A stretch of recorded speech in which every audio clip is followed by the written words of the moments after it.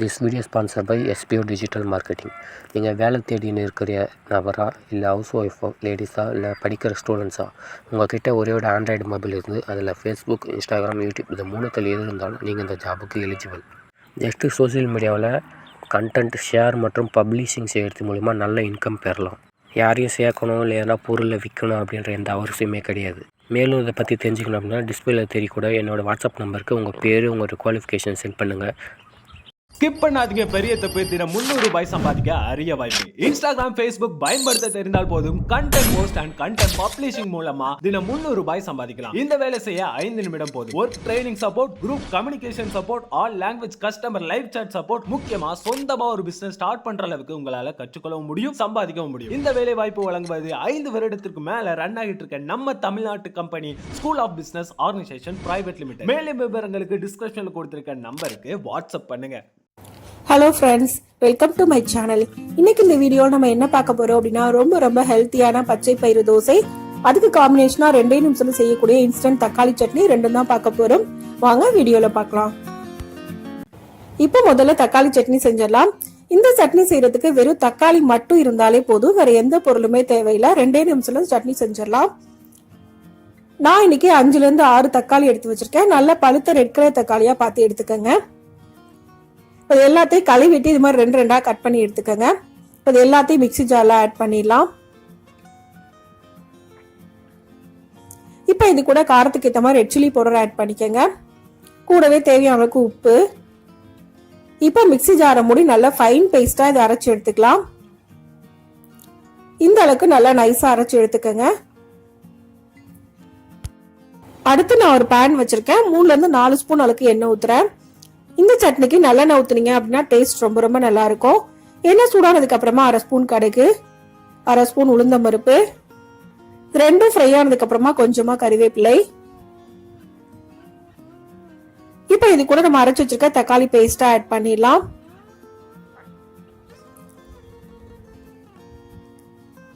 இப்ப இதை ஒரு தடவை மிக்ஸ் பண்ணி விட்டுக்கோங்க.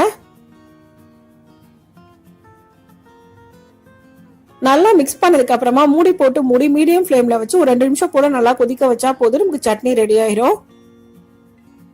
இப்ப 2 நிமிஷம் ஆயிடுச்சு. நான் ஓபன் பண்ணி பாக்குறேன். நல்லா ஒரு தடவை மிக்ஸ் பண்ணி விட்டுக்கோங்க.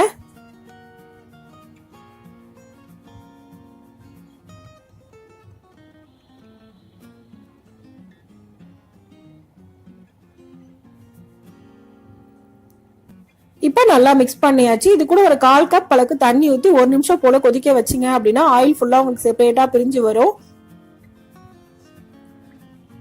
இப்ப தண்ணி ஊத்தி நல்லா மிக்ஸ் பண்ணிட்டு மூடி வச்சிடலாம். 1 நிமிஷம் போல சிம்ல வச்சு குக் பண்ணிக்கங்க. இப்ப 1 நிமிஷம் ஆயிடுச்சு. நான் ஓபன் பண்ணி பாக்குறேன். சட்னி ஃபுல்லாவே நல்லா குக் ஆயிருச்சு. ஆயில் ஃபுல்லா செப்பரேட்டா பிரிஞ்சு வர ஆரம்பிச்சிருச்சு.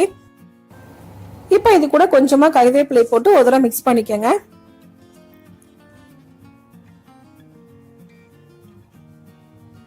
நல்லா மிக்ஸ் பண்ணதுக்கு அப்புறமா அடுப்பை ஆஃப் பண்ணிடலாம். இப்போ இதை வேற ஒரு பவுலுக்கு டிரான்ஸ்ஃபர் பண்றேன். ஃபைனலா இது கூட ஒரே ஒரு ஸ்பூன் நல்லெண்ணெய் ஊத்துறேன். இப்போ நமக்கு ரொம்ப ஈஸியான 2 மினிட்ஸ் தக்காளி சட்னி ரெடி ஆயிருச்சு. அடுத்து இந்த சட்னிக்கு காம்பினேஷனா நான் இன்னைக்கு பச்சை பயிறு தோசை தான் செய்ய போறேன். இது ரொம்ப ஹெல்த்தியான ரெசிபி. வாங்க இது எப்படி செய்யணும் வீடியோல பார்க்கலாம். அதுக்கு நான் இன்னைக்கு 1 கப் அளவுக்கு பச்சை பயிறு, 1/2 கப் அளவுக்கு அரிசி எடுத்திருக்கேன். அது ரெண்டையும் நல்லா கழுவிட்டு 2 மணி நேரம் போல ஊற வச்சுக்கோங்க.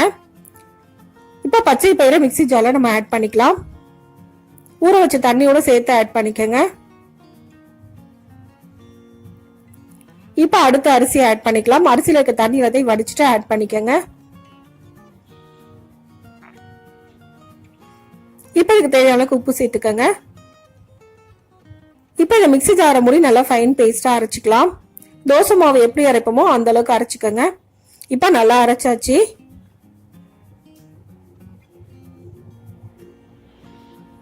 நல்லா அரைச்சதுக்கு அப்புறமா தேவையான அளவுக்கு தண்ணி ஊத்தி இது மாதிரி நல்லா கரைச்சி எடுத்துக்கோங்க. இப்ப நமக்கு மாவு ரெடி ஆயிடுச்சு. தோசை ஊத்திடலாம். நான் ஒரு தோசைக்கல்ல ஹீட் பண்ணிருக்கேன். இப்ப இதுல ஒரு கரண்டி மாவு ஊத்தி நம்ம மெலிசா தோசையா ஊத்திக்கலாம்.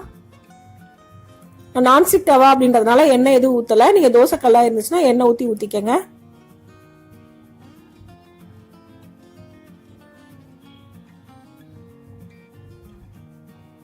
இப்போ இது மேல சுத்தி எண்ணெய் ஊத்திக்கங்க. இந்த தோசையை மூடி வைக்க தேவையில்லை, அப்படியே ஓப்பன்ல வச்சு ஒரு சைடு வந்ததுக்கு அப்புறமா அடுத்த பக்கம் திருப்பி போட்டுக்கங்க. இப்ப இந்த பக்கமும் நல்லா வேக வச்சு நம்ம எடுத்துக்கலாம். இப்ப ரெண்டு பக்கமும் நல்லா வெந்துருச்சு. இப்ப இதை எடுத்துடலாம். இப்போ நமக்கு ரொம்பவே ஹெல்த்தியான பச்சை பயிறு தோசை ரெடி ஆயிருச்சு. இந்த 2 ரெசிபி இதே மெத்தட்ல நீங்களும் செஞ்சு பாருங்க. இந்த வீடியோ உங்களுக்கு பிடிச்சிருந்தா லைக் பண்ணுங்க, ஷேர் பண்ணுங்க, கமெண்ட் பண்ணுங்க. மறக்காம சேனலை சப்ஸ்கிரைப் பண்ணுங்க. தேங்க்ஸ் ஃபார் வாட்சிங்.